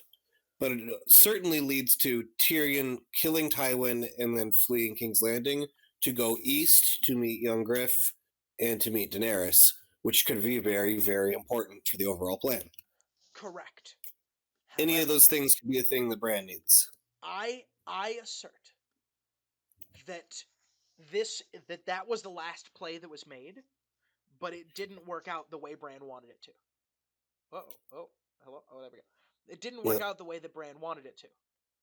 I assert instead that Bran intended Tyrion to get sent to the wall, because there is this lengthy. He thinks quite extensively about it. He thinks, maybe I can go off to the frozen hell. Can I trust my father to actually send me? I trusted, Ned Stark trusted Joffrey. But then Oberyn shows up. And Oberyn is like, "Hey, bro, I'll fight for you." And he says, "All right, let's do it." I assert that the next play, the last play in the game, is going to be to get Tyrion sent to the wall. It might genuinely be as simple as Oberyn Martell ironically gets bitten by a snake in Dorne, a week before he's supposed to leave. And he has to stay. He doesn't even need to die. He just needs to be sick enough to stay. So Doran goes instead. Doran obviously does not fight Gregor Clegane. Yeah. And Tyrion gets sent to the wall. I think that Tyrion has a relationship with Jon Snow. He has for 5 books that hasn't been expressed in 4.5 books. And I don't really see a scenario in which that becomes useful, at least not until right before the Long Night. I assert that in the next iteration, instead of fighting a trial by combat, Tyrion will get sent to the wall. He will join up with Jon Snow, and that will cause the last significant change that needs to happen for Jon to be for whatever Bran needs to happen at the wall to be successful. Because something, up here, something is going on at the wall that he needs Jon for. And Tyrion talks, a lot of people say, you would be useful at the wall. We could use people like you. G.R. Mormont says that a number of times. I think that is the last thing to happen. Zach, what do you think of that? That's compelling. And it would make a lot, one of the things we say is, how is everybody going to get here before the War for the Dawn breaks out, because it seems like we're not too far away from it. And like Tyrion's bumming around outside of Marine. Dany's in the middle of the Great Grass Sea or Green Grass Sea or whatever with the Dothraki. A bunch of people who ought to be up fighting the war are actually down south. How do we get them all there? Well, maybe we don't the first time around. Maybe Yeah. we see Avengers Infinity War style. The good guys lose, and Bran uses time travel to set them up for success the second go around. Yep, Zach, I have that right here. I have Infinity War the first time, Endgame the second time. Yep, I have exactly that.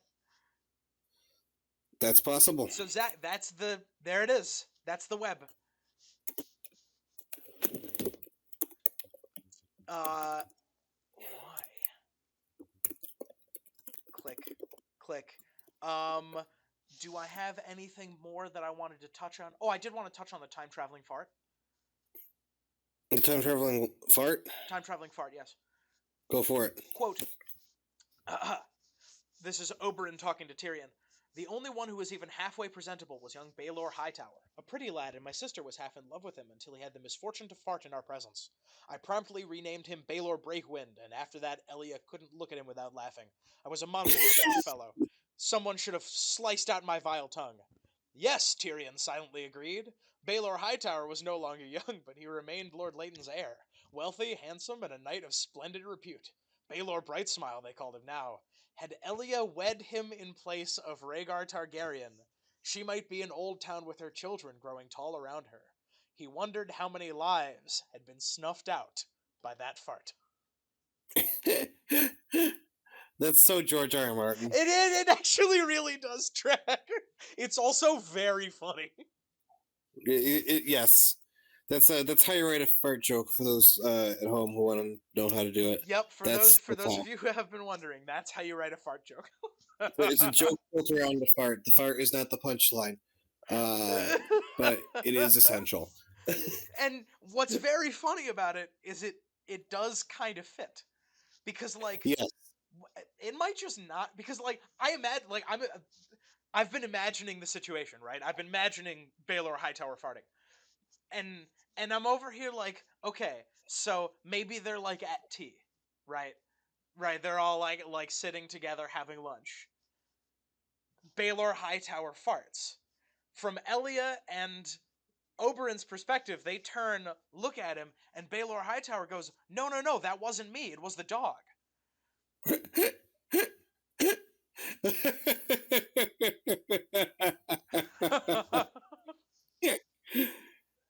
Which is hilarious. Yes. So there you go, Zach. The time traveling fart. Can that be the thumbnail? Probably not. That's not clickbait enough. Damn it. It's not? I think time traveling, the Bran the Time God is still better. Okay, all right. Bran the Time God must needs be the thumbnail. Can we agree that the order goes Bran the Time God, time traveling fart Branos? Yes. Okay, correct. all right. That's also the name of the trilogy of books you'll be writing on the subject. Zach, I have a conclusion here, because this is the best part of the theory. This last little bit. This is the best part of this. You ready? I'm gonna carry us home. Go for it. I'm gonna read the end of this 20-page piece we have. I'm gonna read the end of this verbatim. Quote, "Of course, we're not near close to confident in any of this. There are literally hundreds of thousands of options. I like Tyrion at the Wall, but there will undoubtedly be more contenders. Ned killing Lady comes to mind, so maybe Ned, instead of killing Lady, lets Lady go. Maybe that's the last play of the game. And Sansa maintains her warg connection. There's another warg in the south, right? Or maybe Sam not finishing the books under Castle Black. Sam is sent to Old Town before he gets to finish cataloging the books under Castle Black. Maybe that's the last play. Sam gets delayed at the Wall for even like another maybe week, and he reads that one last book he needs to read. So I encourage everyone in the comments, please speculate away. Tell me, number one, tell me more instances of time travel scars, please. And number two, what you think the last play might be. Because I like Tyrion at the wall, but there's many, many possibilities. Finally, the things we've discussed are not exhaustive. They're going to be more, so please, please tell us some. Not all of them will be sensical, and not all of them will pan out, but in this world, everything is possible. With enough attempts, Bran must needs have tried everything. Every change in every mood, every alteration big and small that is within his power, he must have tried. This theory has an amazing, understated consequence for us as fans. Now, Zach, nothing we say is baseless or stupid or unsupported by the text. It is now the case that every single theory is just another iteration. Euron equals Dario, Zach? That's just another thing Bran tried. Big brain Mace? I bet he had like 10 or 15 iterations where he tried different Mace Tyrell plans. At some point in the last 40 million years, or however old he is, Bran must have tried Dragon Moon Meteors, but maybe the space dragons were too aggressive. He must have tried N plus A equals D, but maybe Ashara needed to die. Varys is a mermaid? I guess that was in the first 5 things that he tried. This is the universal theory, Zach. Everything is confirmed. You know what that means. Tyrion is a time-traveling baby. There are giant robots under Storm's End. Satin and Jon are dating. That's our show. Yes. That's correct. our show. All of the things are true. That's our show. Everything is correct. Goodbye, everybody. That's it. Have a great day, Zach. Thank you for joining me on this chaos tour. Say goodbye. Oh, no problem. Bye.